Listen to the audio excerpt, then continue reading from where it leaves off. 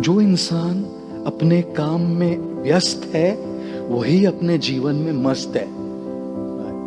जो इंसान अपने काम में व्यस्त है वही जीवन में मस्त है। जो दूसरों की तरक्की देकर शोकग्रस्त है वो हमेशा जीवन में त्रस्त है। Right, is always going to be in trouble. तो दूसरों की तरक्की क्यों देख रहा है भाई? अपने काम में व्यस्त रहो तो जीवन में मस्त रहोगे। दूसरों की तरक्की देखते रहोगे तो जीवन में त्रस्त रहोगे हमेशा।